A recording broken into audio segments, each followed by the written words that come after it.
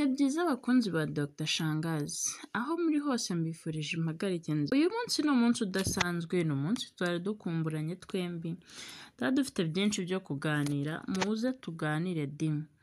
Byashoboka rero ko ari ubwa mbere wowe uhuye n'isuggest y'iyi message, ndagusabye ngo kora like, comment, even ikiruta byose ukore subscribe, ubundi utere agatebe tuganire, kuko hano kuri Dr Shangazi ni mu rugo rw'abakuru n'abato, ni mu rugo rw'abashaka n'abatarashakana. Nyemerera uze twigane inzira y'urugendo rwawe. Uyu munsi wa none rero ntabwo ibintu bigoye, ntabwo bitinze, ni ibintu duhura nabyo mu buzima bwa buri munsi. Ni ku makosa y'abantu bamaze guca akenge di, abantu bamaze gukura.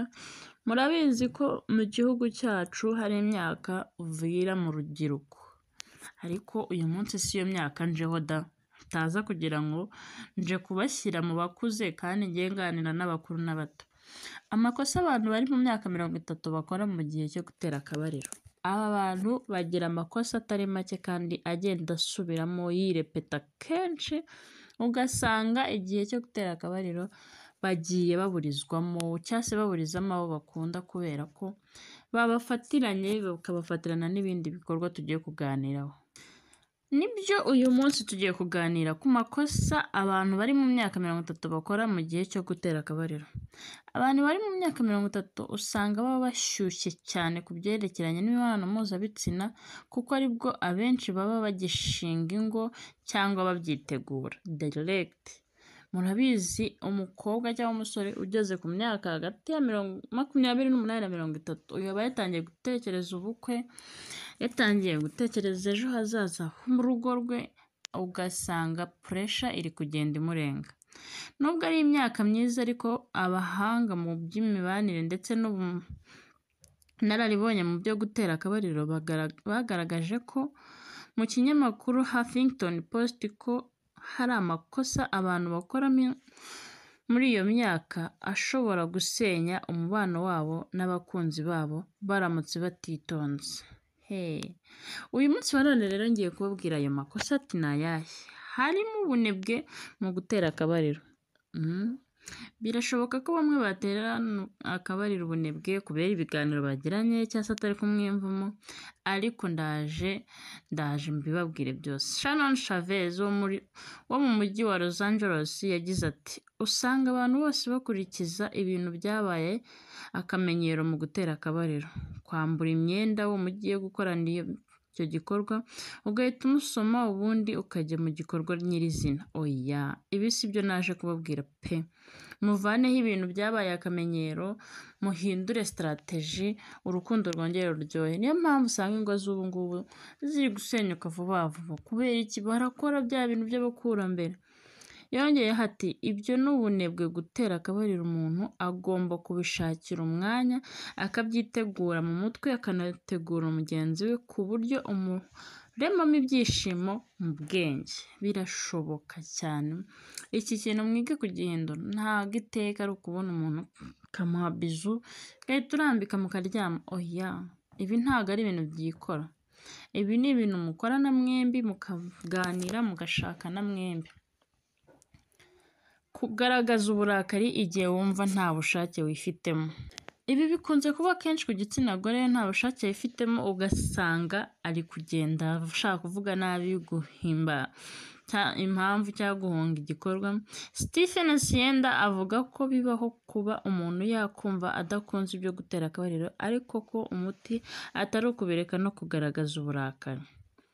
Nyemerera nkubwire nawe, niba witwaraga gutya uhindura imico n'imyifatire, kuko ntago ari ibintu bigifitiwe impamvu. Ati, ubushake bwo gutera akabariro bushobora kubura buri umwe mu bashakanye, ariko icy'ingenzi si ukubireka no kugaragaza uburakari bw'uko utabishaka. Mushobora kwiha gahunda y'igihe cyo kubikora gihoraho, kuko aribwo ubushake bugenda bugaruka buhoro buhoro aho kubireka burundu. Wow, inama nziza cyane. Inama ya gatatu, kutita ku gikorwa cyo gutera akabariro igihe ufite uruhinja. Babyeyi ubu nimwengezeho, iyo ufite uruhinja ntabwo ibyo bivuze ko utagomba gutera akabariro. Hari abenshi usanga bahunga abagabo babo ngo badahita bongera bagasamira ku kiriri, ariko hari impamvu nyinshi zatuma udasama, nazo tuzagenda tuziganiraho.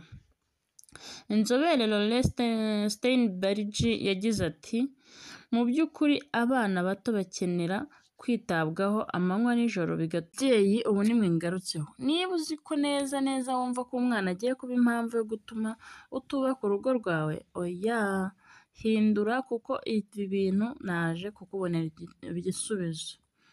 Ngo uko byagenda kose muba mugomba gushaka umwanya haba mu masaha ya kare cyangwa se mu masaha akuze maze icyo gikorwa kikabaho.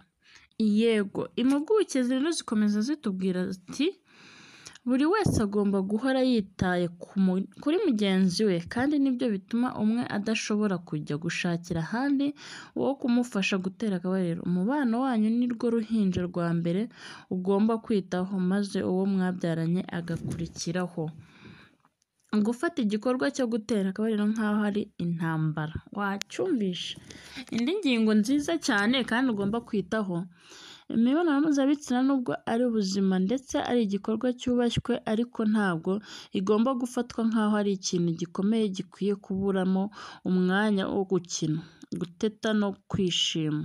Abantu usanga abantu barabirakariyemo mu rugo, nyine umugabo ari intare y'ingabo cyangwa umugore ari intare y'ingore, ariko harageze ngo inama za Dr. Shangazi hano wowe wakoze subscribe zijye zigufasha kubaka urwo rugo, zigufashe gutera imbere ndetse zigutegure no kuzubaka urwawe mu hazaza utararwubaka.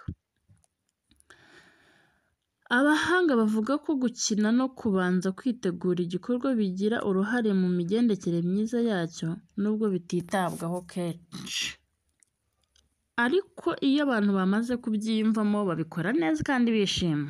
Indi ngingo rero izagufasha kubaka urugo rwawe kandi rugakomera imyaka yose ufite ku isi, gukomeza gukora imibonano mpuzabitsina ubabara. Iki kintu ntuzakizirikeho kuko ni ikintu abantu benshi bakunze kwitwaramo nabi bakakigenderamo ukundi kuntu. Abahanga bagaragaza ko nyuma yo kubyara akenshi abagore baribwa cyane iyo barimo gutera akabariro. Igisubizo ngo ni ukujya kwa muganga w'abagore kuko gukomeza gukora imibonano mpuzabitsina umugore aribwa cyane se atakabitesha ubushake umugabo we akabihirwa aho kwishima. Nibyo bikurikirana n'iyi ngingo ivuga ngo kwirengagiza umuryango kubera akazi. Uko bisa kose iyo urugo rwamaze gupfira mu buriri no hanze yarwo rurapfa pe. Ubushake bw'umugore n'umugabo iyo bwabuze usanga n'ahandi hose nta kintu gituma bibaho. Nubwo mu myaka ya za 30 aba ari imyaka yo gukora no gushakisha uko urugo rwatera imbere, inzobere zivuga ko urugo atari urwo rukwiye kwirengagizwa. Vanessa Marine ati abantu baba bari ku gitutu cyo gukora cyane no gushakisha amafaranga, ariko n'urugo ruba rubakeneye kandi kugira ngo ubuzima bwo gutera akabariro bugende neza nuko ububonera umwanya ukabwitabira umwanya uhagije, ukajya ubwitaho ukabuhugukira buri munsi uko ufite umwanya. Ugereranya urugo rwawe n'urw'abandi. Bakobwa bakiri bato munsi y'imyaka 30 mwubatse muri bato, wikumva ko urugo rwawe ruzaba nk'urwa kanaka. Namwe babyeyi mwifata urugo rwanyu ngo wumve ko rube nk'urwa kanaka. Iga kwakira urugo rwawe uko ruri uhugukore cyane. Steinberg yarongera aratubwira ati nubwo abantu bubatse usanga baganira ku bijyanye no gutera akabariro mu ngo zabo, ntabwo ugomba kubigereranya n'urwawe ngo wumve ko uko bakora ariko nawe wakora. Ibyo gutera akabariro bireba umugore n'umugabo, nta wundi uba ukwiye kuzamo hagati. Mwebwe mwembi nimwe mumenye ko bibanogeye cyangwa se ko bitabanogeye mukabihindura. Abadamu rero mwebwe inshuti zanjye, munyemerere mbabwire ko uru rugo ni urwanyu mwembi, ntabwo ari urugo rwubakiye kwa mugenzi wawe, ntabwo ari urugo rw'inshuti yawe. Niba uzi neza ko ibintu byose watangiriye muri uru rugo ukaba warabyishatsemo warabyikoreye, fata umwanzuro ujye wiyumvira Dr. Shangazi kuko nuguha inama zidafite aho zishingiye, ntabwo muziranye ngo uravuga ngo niwe yabwiraga, ariko wowe ubwawe uhitemo kumva ko ukuri kuganza, ujye uganira n'umugabo wawe mwicare muganire mbere yo gukora imibonano mpuzabitsina, muganire mubanze mukinemo mucishemo utuburage twinshi, mwazanye uko umunsi warangiye bizajya bibafasha mwembi gutsinda kino kintu. Niba rero nawe uri inshuti yacu ntugajye ucikwa hano kuri Dr Shangazi, niho honyine ukura amakuru y'iteka kandi agufasha kubaka. Imana ibandindire.